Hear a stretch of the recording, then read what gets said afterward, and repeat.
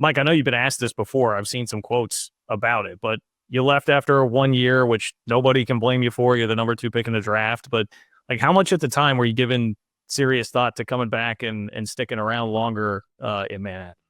To be completely honest, if my family wasn't in the position we were in at the time, I would have stayed 4 years. I came to that thought when I was maybe 25, 26.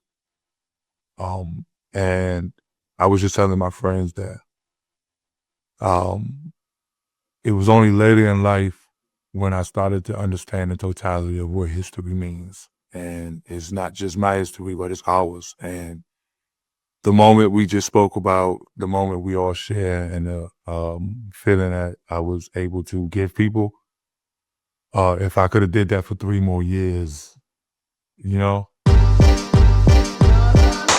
Thanks for listening to KC Sports Network, proudly presented by Emprise Bank. If you're thinking about starting a business or know someone who is, check out Emprise Bank's SBA loans. It's always good to know your options, and they can be your partner in possible. Hello and welcome into another edition of Three Ma. I am John Kurtz, joined by Cole Manbeck today, and a very special guest back in Manhattan as we speak, the legend himself, Michael Beasley. Thrilled to have him here on the show. He's going to be in town for the KU game this weekend, which is awesome. Definitely calls for a toast from our friends at Holiday Distillery, whether it's Spin Holiday Bottled in Bond Bourbon or 360 Vodka. Make sure you go get stocked up. Watch parties. We got the Super Bowl coming up on Sunday. Plenty of reason to have a lot of that on hand. So, as I mentioned, Michael Beasley in Manhattan this weekend, and you've got a chance to meet him on Saturday. Go head over to Rockin' K's before the game. Very convenient, right across the street from Bramlage, 1880 Kimball Avenue, 9 a.m. to 11 a.m. You can get autographs from Michael Beasley. Raffle tickets are going to be sold.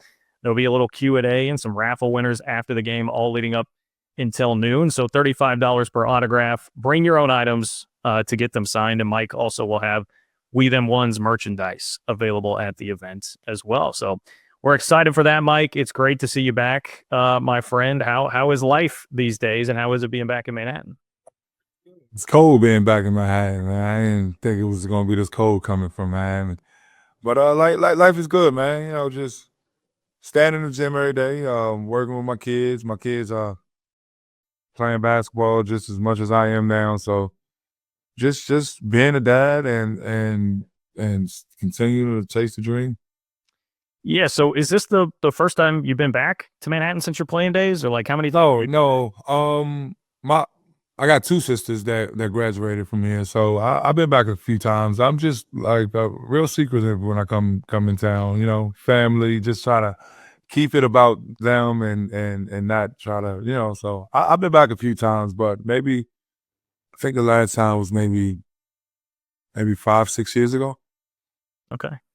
Have you been to a game, Mike, since you came back? I know you're trying to be secretive about it. When was the last time you were at a game? Oh, I've been to a game. Last game I've been to New York. Oh, yeah. And I was kind of secretive about that too. So, What's the excitement to be back and be back in Bramlage for this Flower Showdown?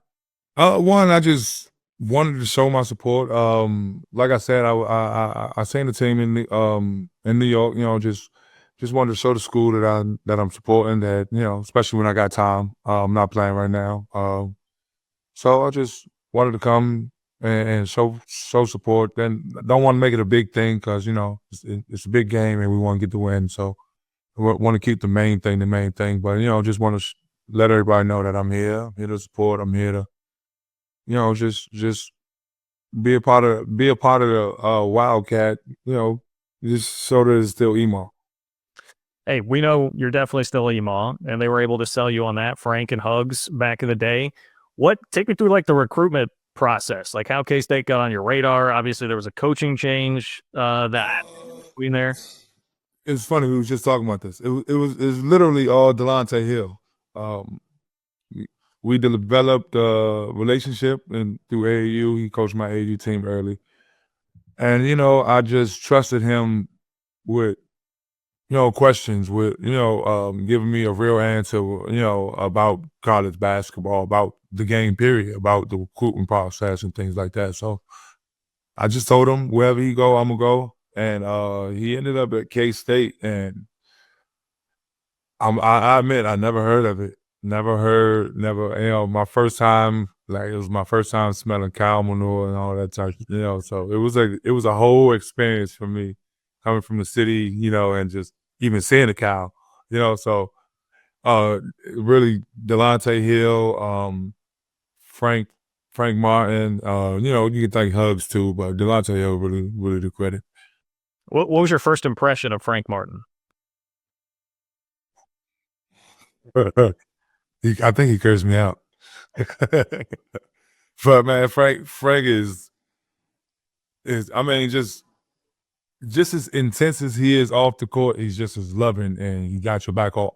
I guess on the court, he just he got your back off the court.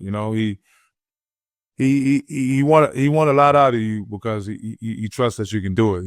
But man, Frank, I love Frank, man. He had my back since the day I met him. How often do you still stay in touch with Frank, Mike? Every summer. I go. It was South Carolina at first, and that was UMass. I go there every summer and let Scott, kick my ass in the weight room for a week or two, just as long as I can handle it. Yeah.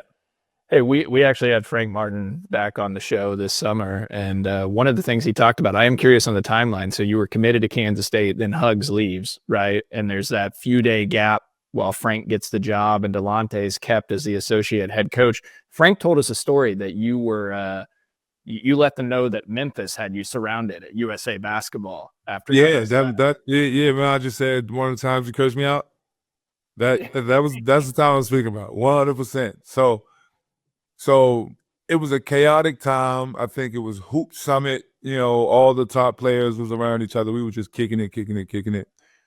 And it turned from a high school basketball game, kicking it with my friends, to a hardcore recruitment process, literally like this, because Hugs left, and I was number one player at the time. So it was, what you going to do? And I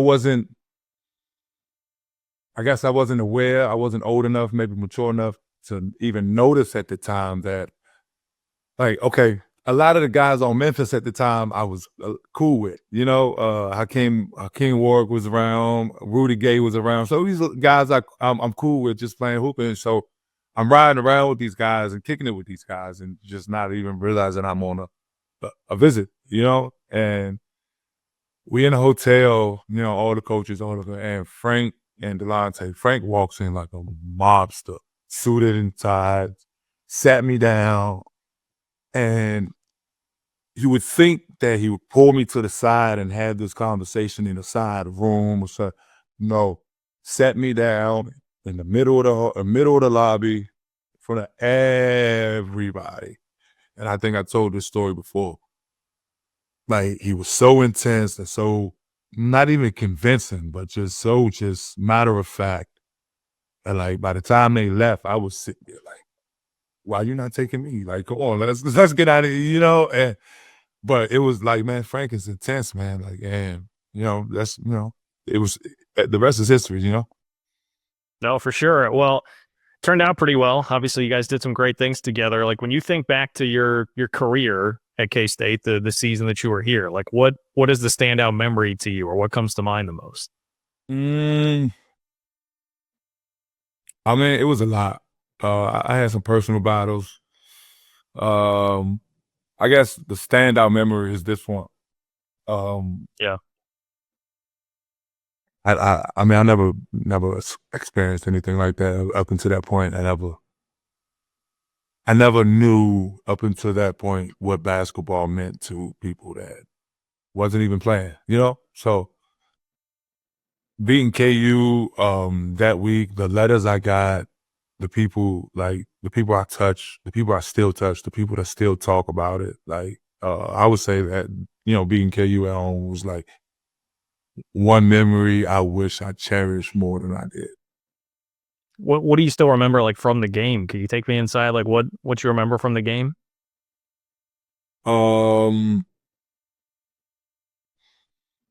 I remember being nervous the last maybe 8 minutes because we were up maybe like 8 points, right? And it was the national championship team, so like that's nothing. So I just remember not wanting to mess it up, right? And fucking Jacob Pullen.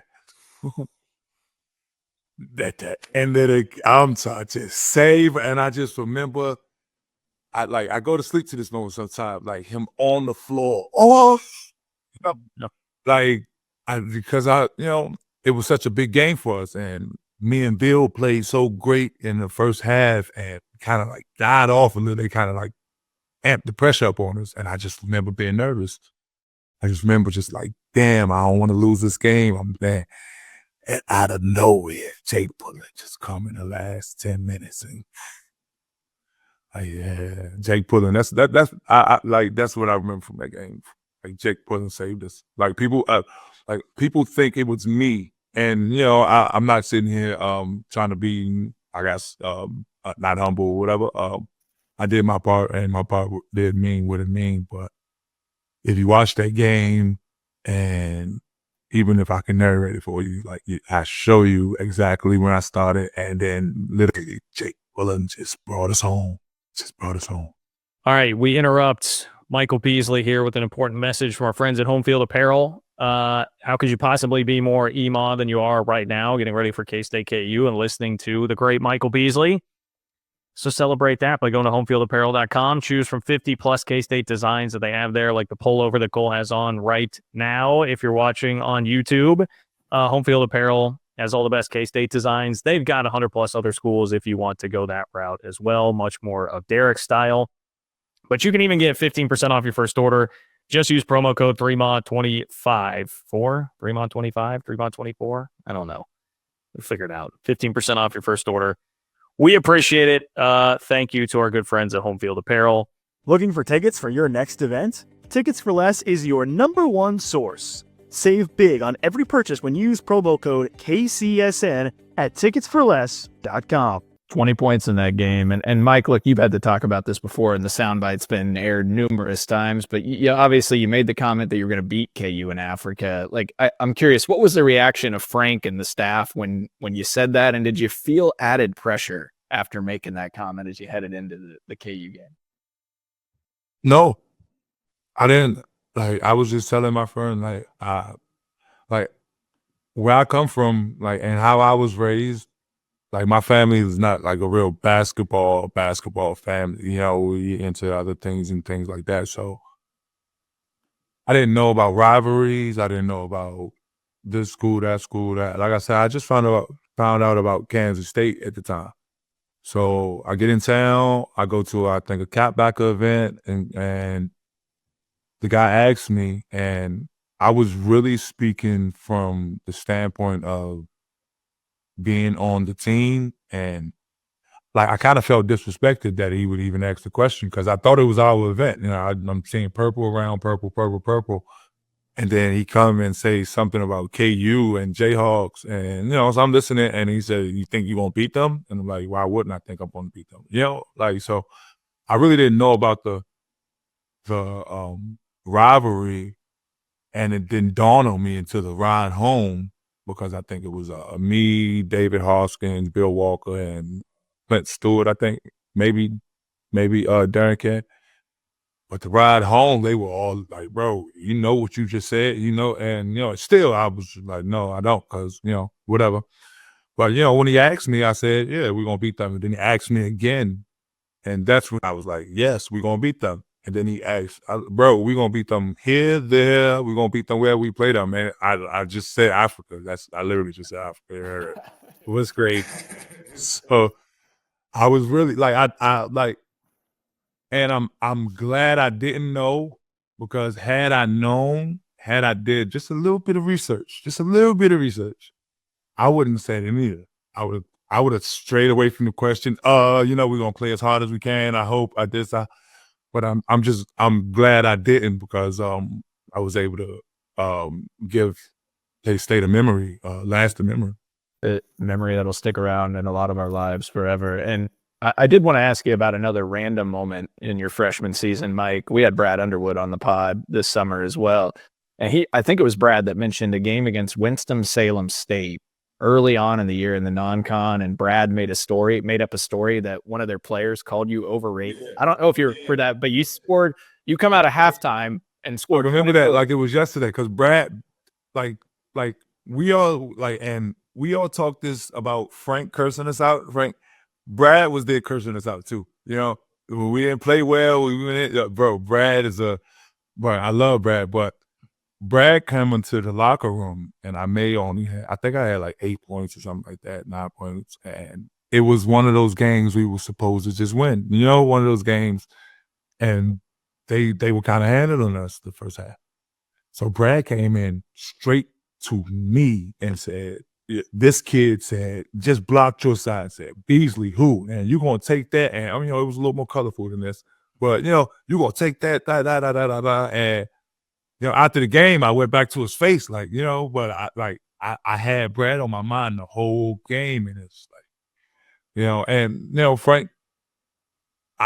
Frank knew this about me. Brad knew this. They all knew this about me. I'm the kind of player that responds. I'm not going to talk too much about. I'm not going to say too. I'm just going to respond, and that's Brad brought that out of me a lot. I just dropped a casual 40 on poor Winston-Salem after that. What about Jake? Can you tell us a good Jacob Pullen story that we don't know? I can tell you this. Jacob Pullen knew he was going to be the all-time leading scorer before we did. Jacob Pullen's confidence on how he can shoot the ball, how he can handle, our first conversation, Jake just feisty, I'm that, I'm this, I should be starting, and no disrespect to nobody else, and he had a chip on his shoulder because Bruce Weber had just finished telling him that he wasn't even a D1 player. So, and that's one of my best friends. We hanging together all day, man. I love Jake, but on the court, man, his confidence to be who he knew he is today before anybody seen it. That's what I took from Jake, and he don't know that. I used to look at him for that. Like I said, the game and when we beat Kansas, if it wasn't for Jake, he wouldn't have did that. We wouldn't have did that. And what he did after me,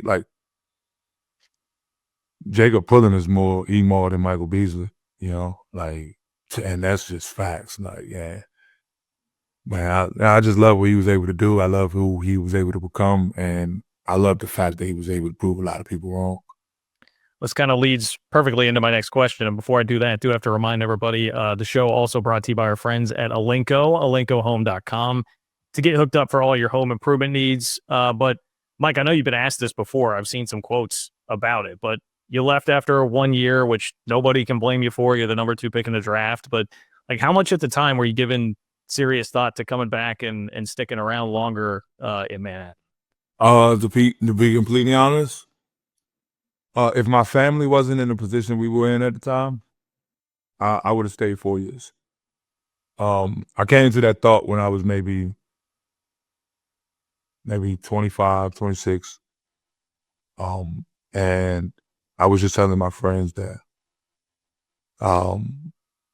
it was only later in life when I started to understand the totality of what history means. And it's not just my history, but it's ours. And the moment we just spoke about, the moment we all share, and the feeling that I was able to give people, if I could have did that for 3 more years, but at the time I was just 18, 19, and watching my mom go through things that I didn't want her to go through, watching my family go through things that they didn't deserve to go through. And, I just chose my family over, that. So if I can do it all over again, I think I could tell my family, man, we've been thugging it out for 19 years. We can do it for 2 or 3 more. but I was just so eager to see my mom smile and so eager to just see my brothers and sisters have the schools and have the clothes and, so I just chose life over that. Well, Mike, you're filming this from the Wildcat NIL studio. Shout out to our friends over at Wildcat NIL. Get on over to catsnil.com and support them as well. But do you find yourself thinking right now in this era of NIL, man, I wish that was around when I played and I could have stayed all 4 years and been taken care of? A lot of my friends come to me and ask me the what ifs and the what ifs and the what ifs, and I'm just happy that it's happening. It's been a conversation so long that every colleges are making so much money off the backs of, and we had to go through what we had to go through. It was fun. Look at that. I swear, on the other side of that head, it's a smiling face. Like you can't tell me that, right? So, in a perfect world, do I wish that we can go back and every player and but in the world we live in, I'm just happy these kids get to see their version of fun. These kids get to understand the history that came behind it, and I'm more so happy that I could be one of the players that looked at as one of the forefronts of the movement. So yeah, I want some money, duh. But I'm more happy that these kids are in a better position to where they don't have to make the decision I had to make when I was 19 as far as feeding their families and things like that. They can enjoy these moments, they can cherish these moments, and they can make their relationships like they're supposed to. So that's why I like Neil. Well, before I let you go, Mike, I know we got to get you out of here, but I always like to ask, when people are coming back here, what were the spots? What are the spots you hung out in Manhattan that you miss? Places to eat, drink, hang out, wherever it is. I was 19, so I had to sneak in Aggieville a lot. So I'm not telling the college kids to do that. But man, my mom lived out here, so she really made it feel like home, and my brothers and sisters was out here too. So aside from sneaking in Aggieville, I just go home and wait for my mom to finish laundry, wait for her to finish cooking, and just get ready to go deal with Frank again. Yeah, touche. Well, you should have been. I have to ask you too. You should have been National Player of the Year, right? I mean, you were better than Tyler Hansbrough that year. I got an opinion on that. That could be wrong, could be but I just don't think they wanted to give it to a freshman 2 years in a row, especially the freshmen from the same areas, freshmen that. Now, if they would have gave it to me, the stories they could have ran and the pictures that we had from 9 to me, it could have been whatever. Talk about NIL, right? Yeah. But Tyler Hansbrough, he deserved it.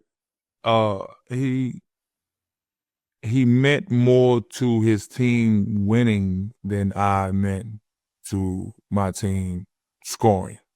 It was fun watching me, but at the end of the day, I only played 2 games in March Madness. That wasn't even that great of 2 games. The first game I got to beat OJ Mayo, who was my high school arch nemesis. Oh my God. So that was fun.